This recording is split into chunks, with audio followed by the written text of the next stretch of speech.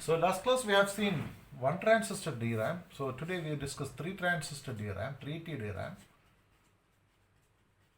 So this is in one transistor DRAM. This is my bit line, and here I have a transistor like this. This is the word line. This is my word line. Okay, and so similarly you add another transistor here, one transistor DRAM here.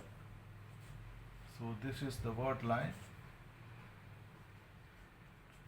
This is the bit line, let this be bit line 2, this is bit line 1.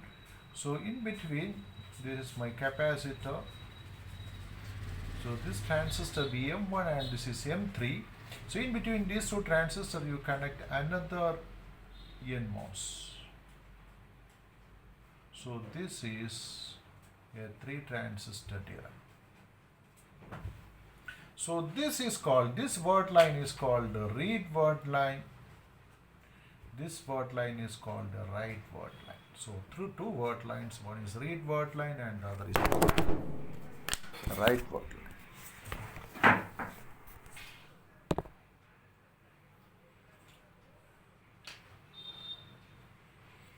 See, from here, in the write operation, I must explain the write operation. The write operation, I must enable this write word line. So WWL is enabled. WWL enabled. So what happens? The CS will be charged. Whatever things you are placing here, it will be transferred to this capacitor through this transistor. So the CS will be charged. If 1 is placed in BL1, that will be transferred. So when this is 1, this CS is having a maximum charge, that is VDD minus VTN, this M2 will be on. If 0 is the charge stored in this capacitance, M2 will be off. So if this voltage is 0, this M2 is off. If this voltage across this capacitor is high, this M2 is on. So if a logic 1 is stored in this capacitance, M2 is on and otherwise it is off. So in write word line is enabled, so CS will be charged if VL1 is placed with 1. Placed with 1, that will be charged. And storage transistor M2 is on. That storage transistor M2 is on depending on this state. So what about read operation?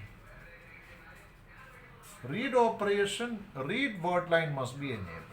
Read word line, two word lines are there. Read word line is enabled.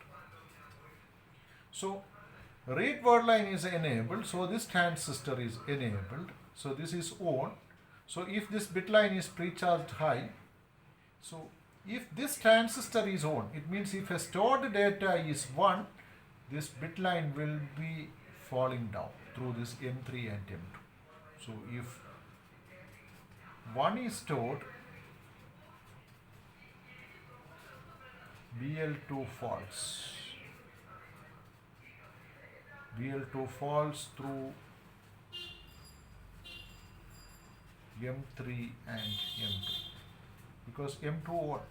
Read word line enabled, M2 on. So if a 1 is read, that is, if a 1 is read,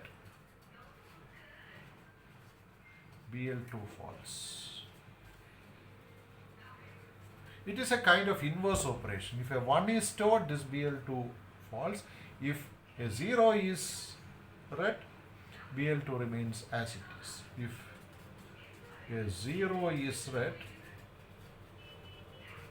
BL2 remains as it is.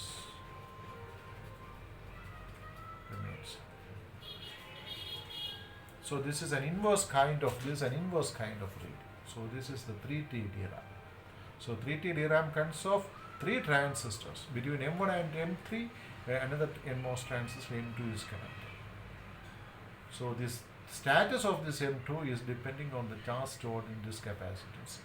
So this is 3T DRAM. So 3T DRAM is having an advantage that this read operation is not destructive. In 1T DRAM, it's a destructive read. Read is not destructive.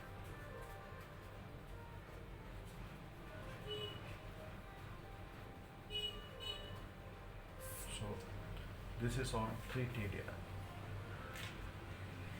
The other properties are no constraints exist on device ratios, and the choice of device size solely based on the performance and reliability considerations,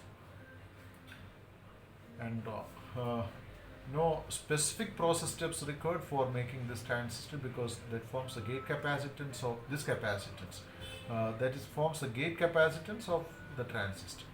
So we don't need to fabricate this transistor using extra mask. So that is an advantage. Thank you very much.